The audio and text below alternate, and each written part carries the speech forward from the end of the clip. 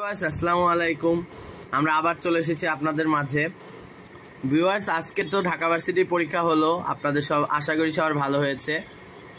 আমি আজকে দুটো ভিডিও করব। ফার্স্টে ম্যাথ রিটেনগুলো সলভ করে দিচ্ছি এই ভিডিওতে, এবং এরপরের ভিডিওতে নৈর্ব্যক্তিক সলভ করে দিব।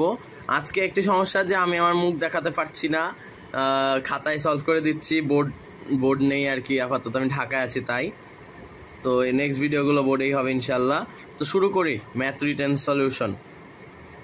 তো প্রথম যে 1 নম্বর কোয়েশ্চেনটা ছিল সেটা ছিল এরকম যে a সমান 1 2 3 ও b সমান ছিল, b এ সমান দেওয়া আছে, b এ সমান দেওয়া আছে 2 4 6 3 6 9 1 2 3। তো এখন আমাকে জিজ্ঞেস করছে b সমান কত, মানে b ম্যাট্রিক্সটা কত। তো বন্ধুরা, আপনারা হয়তো এটা জানেন যে একটি ম্যাট্রিক্সের মাত্রা, a এর মাত্রা যদি m ক্রস n হয় আর b এর মাত্রা যদি n ক্রস m হয়, তাহলে a ক্রস b এর মাত্রা হয় m ক্রস n গুণ m cross n, n cross m, n কাটা যায় এবং হয় m ক্রস m। আচ্ছা, তো এখন এখানে প্রথমটা হয় সারি, দ্বিতীয়টি হয় কলাম। তাহলে এখন a দেওয়া আছে 1 2 3, এটা কি সারি কয়টা আছে বন্ধুরা? সারি আছে একটা, আর কলাম আছে কয়টা? 1 2 3, তিনটা। তাহলে এর মাত্রা কত? এর মাত্রা হলো 1 ক্রস 3, এর মাত্রা হলো 1 ক্রস 3। আর b এর মাত্রা কত? b এর মাত্রা দেখুন বন্ধুরা, b এর মাত্রা আছে 3 ক্রস 3, এই যে তিনটা রো তিনটা কলাম, তিনটা কলাম, তাহলে 3 ক্রস 3।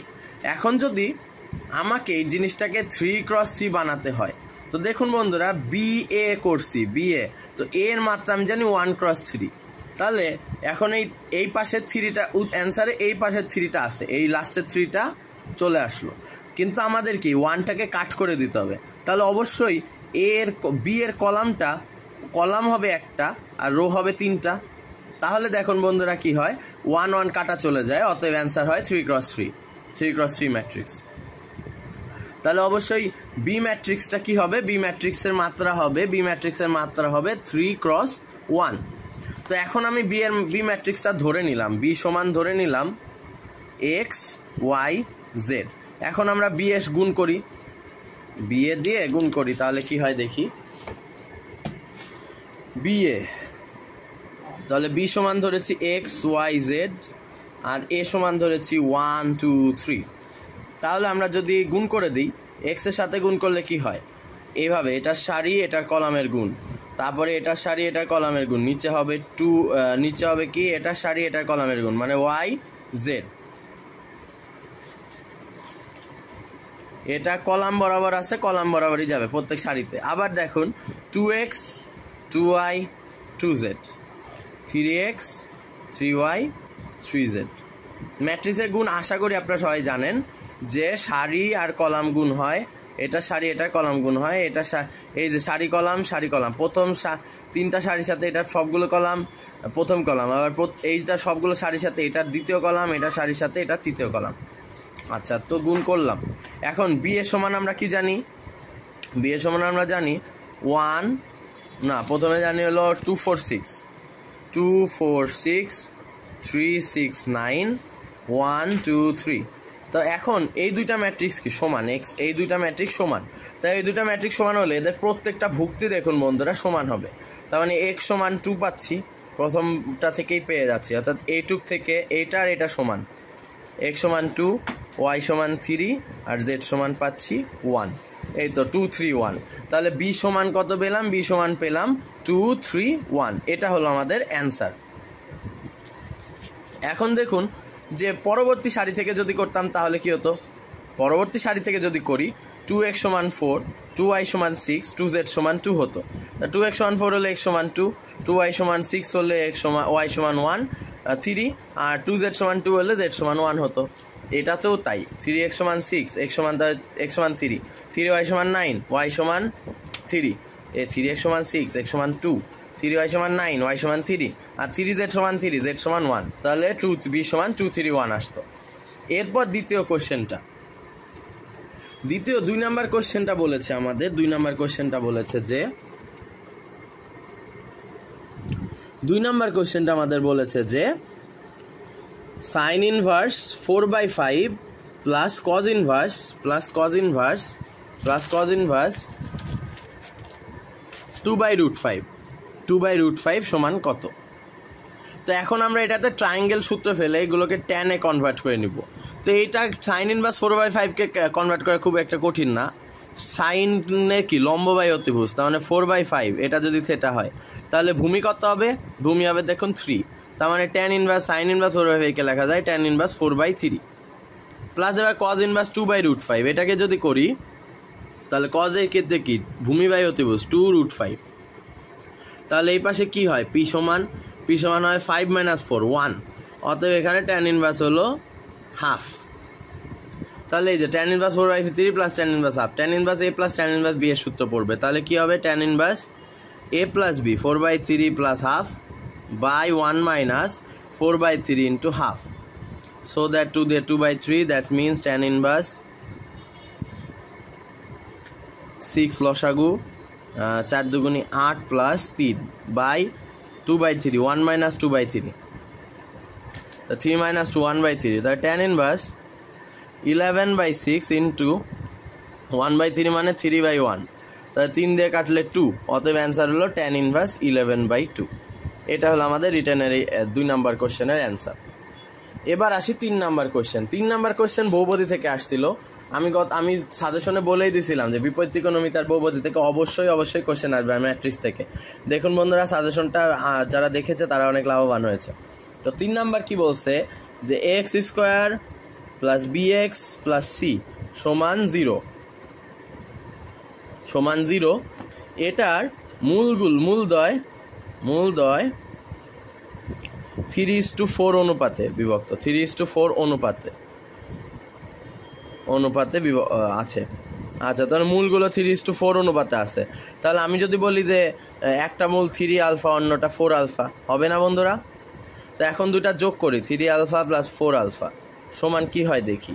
3 আলফা প্লাস 4 আলফা সমান হয় মাইনাস বি বাই এ, অতএব হয় 7 আলফা সমান মাইনাস বি বাই এ, অতএব আলফা সমান হয় মাইনাস বি বাই 7a। এখন দেখি আমরা গুণ করি, 3 আলফা গুণন 4 আলফা সমান হয় সি বাই এ, তাহলে 12 alpha square is equal to C by A.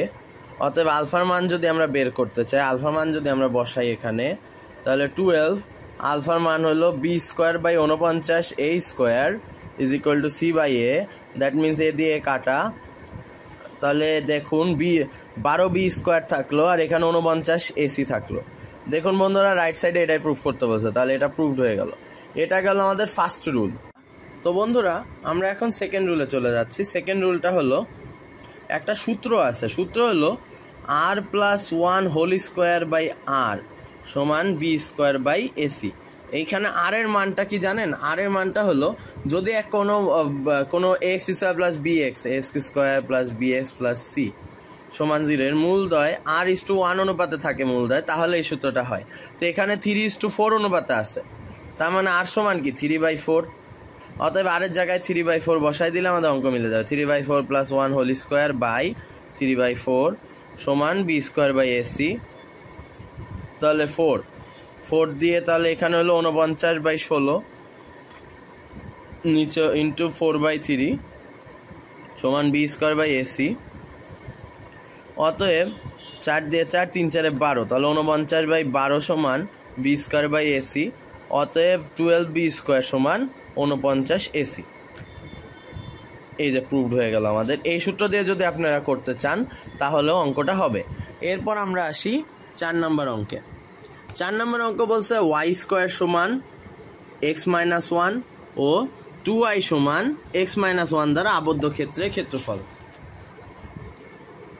তাহলে এখন এখানে আমাদের ফার্স্টে যেটা করতে হবে সেটা হলো এক্স এর ভ্যালু বের করতে হবে, মানে এক্স এর লিমিট বের করে নিতে হবে। তো এক্স এর লিমিট বের করব। তো এটা একটা সরল রেখা, এটা একটা কি সরল রেখা, আগে আমরা চিত্র আঁকায় দেখি এটাতে গুণ হয় কিনা। ওয়াই স্কোয়ার সমান x-1, তাহলে 1 0 বিন্দু দিয়ে যায় এরকম সমীকরণ। এটা একটা পরাবৃত্তের সমীকরণ, ওয়াই স্কোয়ার সমান x-1 আর 2y সমান x-1। তো 2y সমান x-1 মানে এটা ঢাল হলো হাফ, এবং সেটা সি ওয়াই এর 1 দিয়ে যায়, ওয়াই এর 1 দিয়ে যাচ্ছে, তাহলে 1 দিয়ে যাচ্ছে, এটা ঢাল হলো হাফ, ঢাল হলো হাফ, তাহলে মূল বিন্দু থেকে একটু সরে, তাহলে এভাবে যাচ্ছে, তাহলে এটা 1 দিয়ে গুণ করলেই হবে, জাস্ট এই পার্টটুকু আমাদের বের করতে হবে। এখন তাহলে আমরা লিমিটটা বের করে ফেলি 2y(x - 1) এর। এটা হলো 1 0 বিন্দু দিয়ে যায়, আর এটা হলো খণ্ডিতাংশ, y অক্ষের খণ্ডিতাংশ হলো -1, এখান দিয়ে যাবে, -1 দিয়ে এখান দিয়ে গেলে তো 2 দিয়ে ভাগ গুণ হবে, মানে y অক্ষের খণ্ডিতাংশ যেটা হয় mx + c, তাহলে c পজিটিভ আছে না নেগেটিভ, আগে আমাদের সেটা দেখতে হবে। নেগেটিভ আছে, নেগেটিভ হাফ, y সমান হয় ½ x - হাফ, তার মানে ঢাল হলো হাফ, থিটা এখান থেকে শুরু হবে, আর এটা হলো -হাফ, ধরুন এটা হলো -হাফ, তাহলে -হাফ থেকে যাবে এই যে এই পয়েন্ট দিয়ে যাবে, সে এই পয়েন্ট দিয়ে যাবে ঢাল দিয়ে, তাহলে এই যে এভাবে, তাহলে 2 গুণ, এই যে 2 গুণ হয়ে গেল বন্ধুরা, তাহলে বন্ধুরা 2 গুণ হয়ে গেল আমাদের 2। তো বন্ধুরা এখানে দেখুন এইটুকু পার্ট আমরা লিমিট একবারে করে দিচ্ছি, লিমিটটা বের করে নিলে আর আমাদের 2 দিয়ে গুণ করতে হবে না। এটার ক্ষেত্রে যেহেতু 2টা সমান পার্ট না, তাই আপনারা অনেকেই ভাবেন যে এটাতে 2 দিয়ে গুণ করতে হবে, কিন্তু না, এই সাইডে যতটুকু হয়েছে আর নিচে কিন্তু অল্প পার্ট হয়েছে, তাই এটা লিমিট জানা থাকলে, এখান থেকে এই লিমিটটা জানা থাকলেই আমরা এক অঙ্ক করতে পারবো, এখানে 2 দিয়ে গুণ করার কোনো প্রয়োজন নেই। তাহলে y² = x - 1, আর y সমান দেখুন, y সমান এখানে y সমান কি x - 1/2, তাহলে এই y সমান x - 1/2 এখানে বসিয়ে দিন, সমান x - 1, that is x² - 2x + 1, আর এই পাশে ভাগ 4 হইলো, তাহলে 4x - 4 একবারে করে দিলে x² - 6x + 5 = 0, অতএব x² - 5x - x + 5 = 0, that means x - 5 x - 1। তাহলে লিমিট কত পাইলাম? লিমিট পাইলাম x = 1 5, তাহলে আমরা লিমিট পাইলাম 1 থেকে 5। এখন দেখুন ইন্টিগ্রেশন 1 থেকে 5 y1 - y2 dx, y1 - y2 dx, that is 1 থেকে 5 y1 সমান কি, y1 সমান √x - 1 মাইনাস y2 সমান x - 1 dx, তাহলে √x - 1 কে করলে কি হয়, x - 1^3/2 মাইনাস x - 1 আছে, তাই না বন্ধুরা? তাহলে x কে করি, মাইনাস x কে করলে x² + 1, তাহলে প্লাস আছে x 1 থেকে 5। এবার মান বসাই, তাহলে 5 - 1, তাহলে 4√3/2 মাইনাস 5² 25/2 প্লাস 5 মাইনাস 1 - 1 0, মাইনাস মাইনাসে প্লাস 1/2 -1। আচ্ছা দেখুন বন্ধুরা তাহলে কি হয়, 2/3, 4√4 মানে 2, 2³ মানে 8 মাইনাস 12.5 প্লাস 5 - 1 4 প্লাস 4 প্লাস 0.5, তো -12.5 থেকে 0.5 গেলে 12 হয়, -12 প্লাস 4 কত হয়, -12, 16/3 -12 প্লাস 4 মানে -8, তাহলে 3 8 24, তাহলে 24 মানে -8/3। ক্ষেত্রফল কখনো মাইনাস হতে পারে না, কারণ আলটিমেটলি এই সূত্রে একটা মডুলাস আছে পুরাটার ওপর, অতএব ক্ষেত্রফল 8/3 বর্গ একক, ক্ষেত্রফল সমান 8/3 বর্গ